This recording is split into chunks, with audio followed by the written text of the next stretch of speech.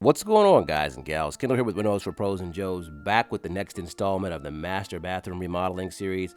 If you've been watching any of these videos, you may have noticed in previous videos that there was a lone wire that was dangling down from the wall over here on the right side, and that wire actually was the power source for the motor on the old garden tub. And since we're not going back with a tub that has a motor, we no longer need it.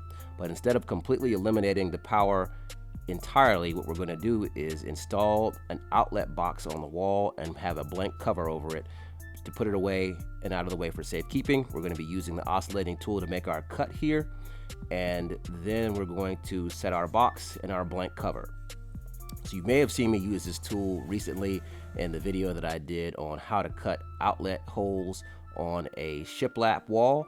If you haven't seen that, I've got a link to that in the description box below. But this is a really handy tool for cutting out holes like this and doing all types of finished projects.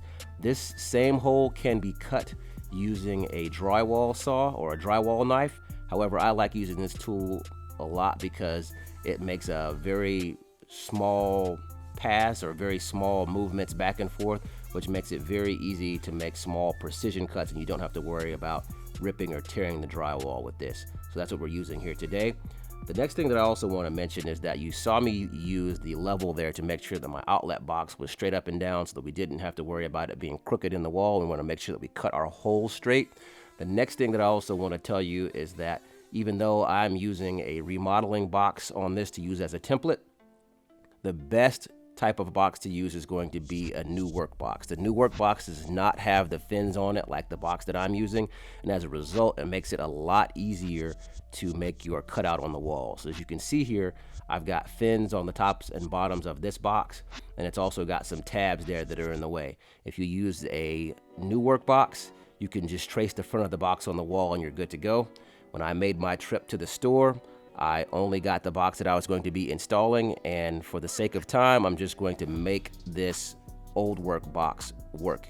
So I'm just going to be making multiple passes here to shave off more and more of this drywall to make my hole the exact size that I need it to be. If you're working on a wall where you don't know where the studs are, a stud finder would be very helpful in doing this type of installation.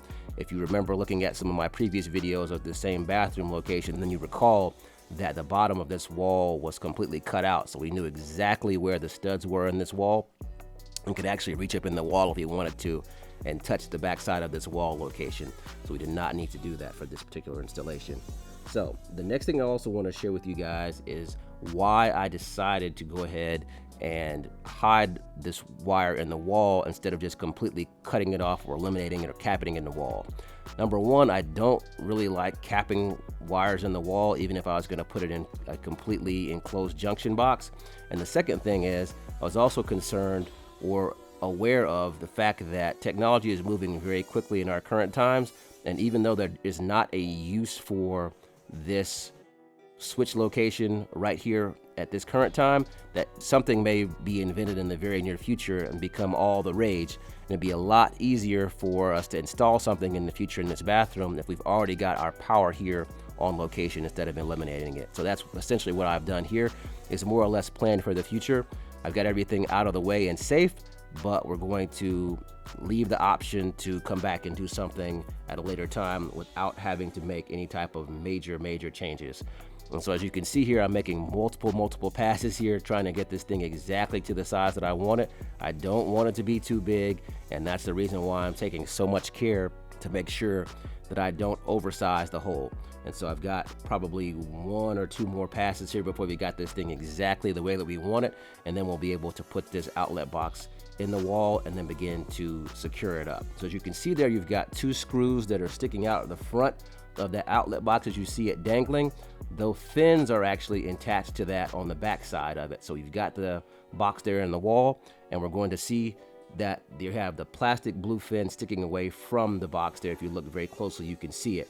As we begin to turn the screws to the right, you won't be able to see it, but the box will begin to tighten up in the wall because the fin will be engaged. It will begin to push up and secure itself to the back side of the drywall, which will prevent the box from moving. So as you can see, I'm turning my screwdriver here, the top one and the bottom one, they're both doing the same thing. There's one fin on the top and one on the bottom.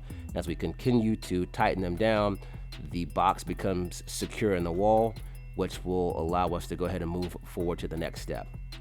So I'm going to begin to push some of my wire back down into my holes so that I can have put away for safekeeping and have enough wire to play with no matter what type of application may arise in the future. So right now I'm just kind of opening up the hole on the back side of this box so that I can more easily push my wire through. I'm just going to fish a little bit of it back down in there. Probably fished a little bit too much in there, but it will be fine. And then once I've got what I feel like is going to be more than enough, I will then take the excess and then just cut it off there. And so now that I've cut the wire, I'm going to take one step further and then take some electrical tape and wrap it around the end of this wire here just for safekeeping. Make a couple of rounds around that with the tape, and then I'm going to take it and fold it back on itself and kind of suspend it in there inside of that box.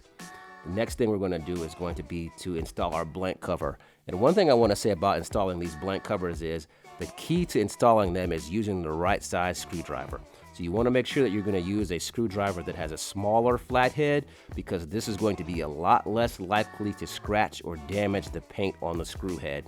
And so if you use a large screwdriver, it's going to be much easier to scrape the paint off. These screws are white, but they're just painted right, and they're actually just machined metal underneath them. So as I'm going around here, I've got a small head that I'm using on this screwdriver that has heads that you can change out on it.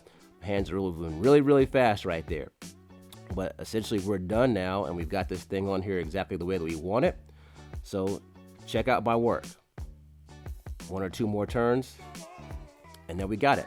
Hopefully you guys found this video informative. Don't forget to like, comment, subscribe, and I'll see you guys on the next one.